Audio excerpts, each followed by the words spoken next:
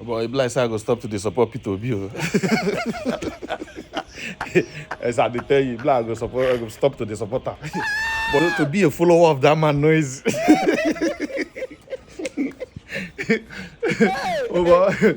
To the support person where they upright, person where just know onions. You know, he's especially for the kind of Nigeria where we do. Tell me how I go enter Uber, they come out. You know what these Okada people way over here, yeah, we enter in front of our yeah, you don't hit us, boo. You don't come down. Begin they shout, oh boy, that thing called they vex me. Now he hit us, so now he they shout, wait till they worry you, wait till they worry the driver. Oh boy, no mommy. Nigerian. You know, say our hot temper come by default.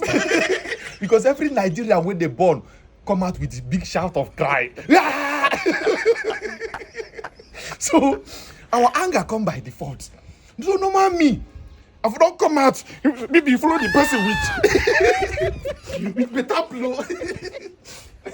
But as I come out like this, immediately when I come out like this with that anger, oh Bob, the other guys waiting there, don't come. Immediately come home me. I can't tell the guy, wait, what did they worry this bike man? There's a guy, why are you shouting? What would Peter Obi do in this situation? Aye! What think concern Peter Obi concern this? Let me upload this guy. He said, no, for fun, you have to calm down. allow the law to take its course. Oh God, we don't they call law now. For normal street anger. Maybe say one person for don't collect 1 point. For don't collect.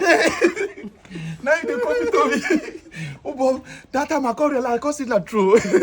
What would Peter Obi do in this situation? To follow this man knows you. How would I be consistent in this kind of life? Honestly, how Peter Obi take the drum all this while? Even with this way INEC do, you just follow rule of law, they go court that time. Anger, everybody they boil. Even normal Nigerians, they boil. They talk say Peter Obi allow us no protest. Allow us go street. He said, you people should calm down. We'll follow rule of law. We don't follow rule of law for Nigeria. When we say our temper, we get hot temper.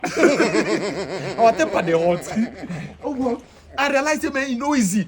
For this man to remain consistent like this, he had to be his life. He had to come by default. Peter Obi, if you no cry, come out. People say Peter Obi crawl, come out. As he reached there, they say, madam, you're in labor. It's okay. When I won't born Peter Obi just put him.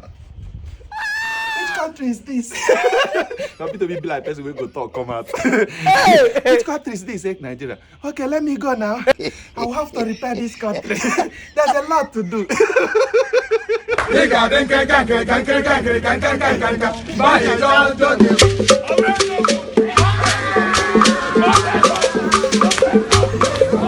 Mamma mia. Mr. President, you are no longer governor of Lagos State. You are now the president of Nigeria. Therefore, consider spending your holidays in different parts of the country. Let your next Salah, Easter, or Christmas holidays be spent in Yola, in Sokoto, Jos, Akure, Yanegua, Abakaleke, among others. The single most challenging test you face is ensuring the future of elections are credible and to reflect the will of the people. It is what you do and what people feel. Governance is about the feeling of the people, not you. We are so occupied about election, just like we're so occupied about power capture, that we refuse to deal with our issue. We have people who are dying because of a bags of rice, half bag of beans. People are dying. We've just lost several people. I was in IDP camp yesterday.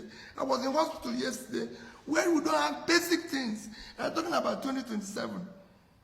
That's not what I'm preoccupied with. I'm not preoccupied by what I said, the urgency of today. Let people put food on their table.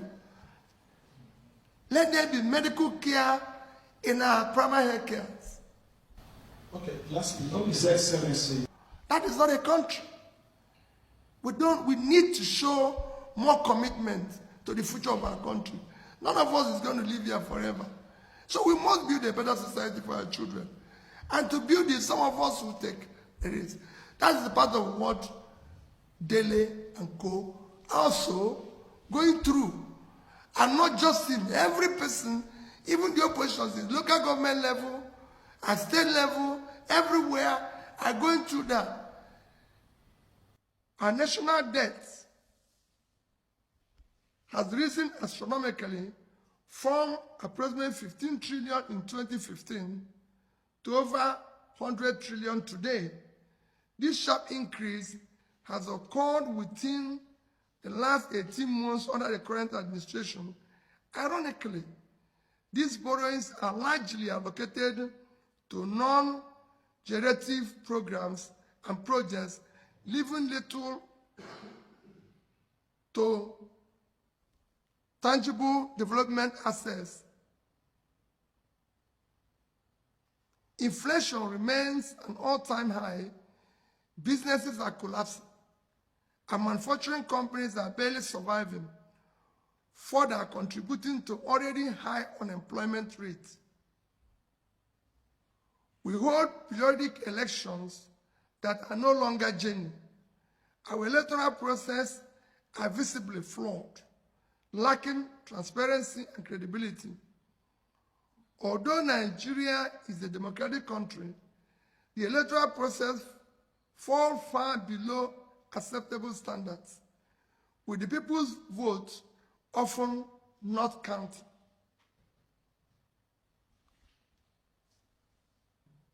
Suggestions on the way forward. From all indication, Nigeria urgently needs selfless and exemplary leadership across the three arms and tiers of government. However, this much-needed exemplary leadership must begin from the top. Since the ultimate responsibility lies with the president, I will direct my attention to him. Mr. President, present-day Nigeria aligns closely with Dr. Martin Luther King's powerful words. We are now confronted with fierce urgency of now.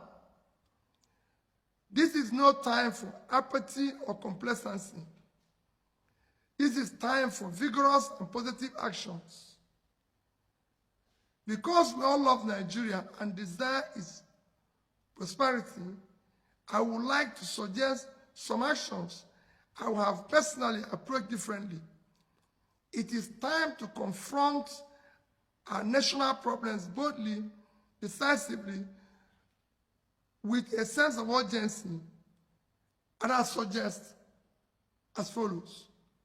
Commence a visible and verifiable reduction in cost of governance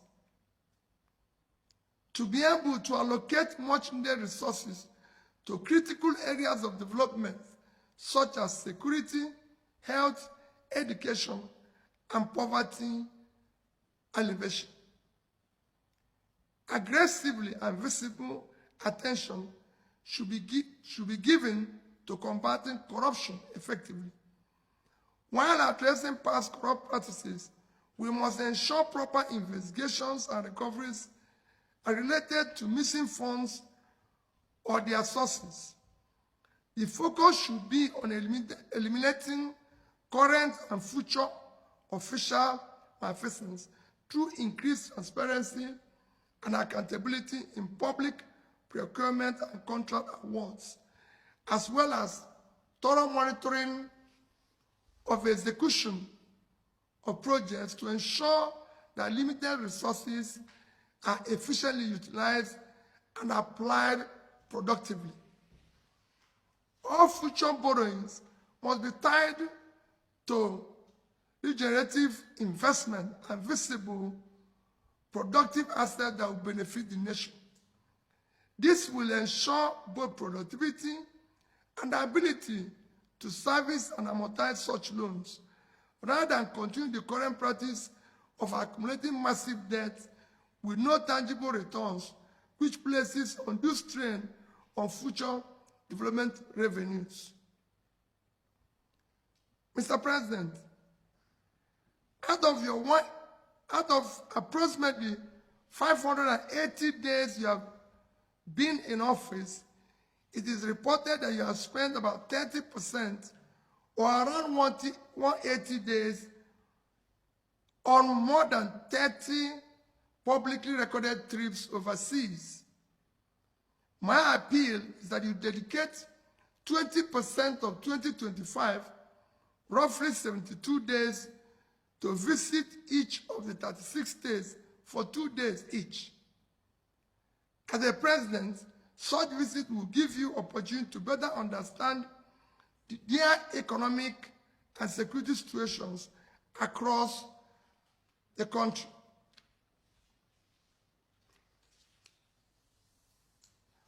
Further, it is time you visit our national hospitals and health facilities.